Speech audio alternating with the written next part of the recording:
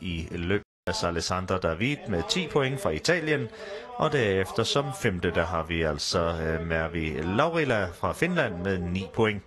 Den danske pige i feltet, Katja Bøgedal, ligger på 7. pladsen med 7 point.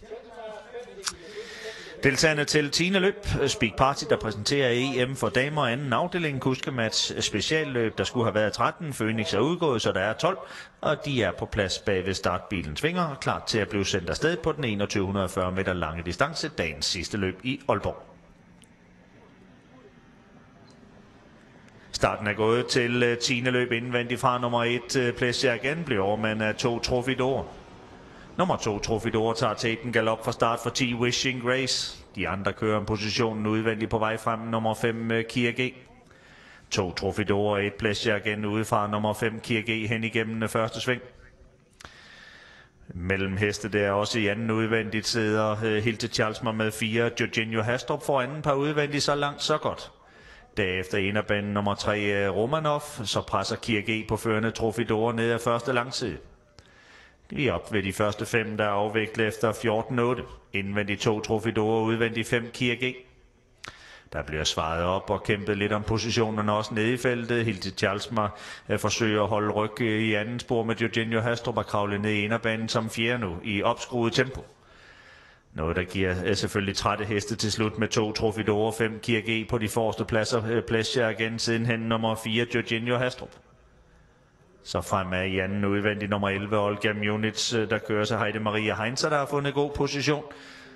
Bagude har der også lidt kupning om det, men det er fortsat op mod de første 1000 i inderbanen. Nummer 2 Trophy d'Or, der åbner på 16,5. 2 Trophy d'Or udvendigt, 5 Kia G på vej ud på de sidste 1000. Annette Frønes, den norske pige i føringen indvendigt med 1000 meter til mål. Udvendigt 5 Kia G, 1 Plessia igen og 11 Olga Munich sidenhen 13 Orla, der sidder perfekt til.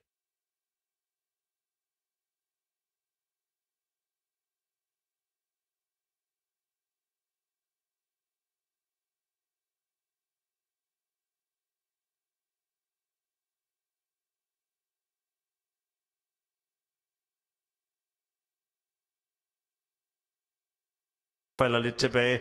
Nej, nu vrides Orla på tværs i angreb nu her i tredje, og så går det stærkt. Nummer 13 Orla op udvendigt på Kia G frem mod 2 Trophy d'Or. Katja Bær har allerede nu sat sig til rette helt frem ved Trophy d'Or og kører helt op til denne. Det ligner en kamp mellem Trophy d'Or og Orla nu her, og Trophy d'Or i inderbanen forsøger at forsvare sig.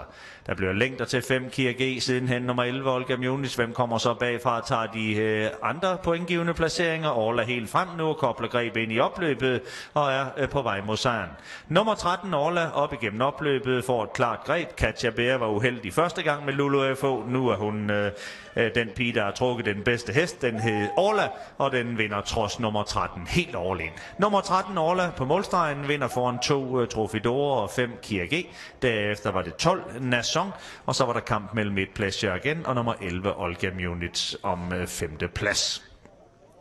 13 Orla var fuldstændig overlegen, lukker jo bedre end 14 de sidste 1000 meter Orla, og løber som i ungdommens vor her de sidste 300 meter, vinder lejende let for Katja Bær. De andre var statister til slut. Trophy d'Or holder anden plads, Kia G er tredje, altså noget der minder om 13-2-5. Det kommer vi ikke udenom her.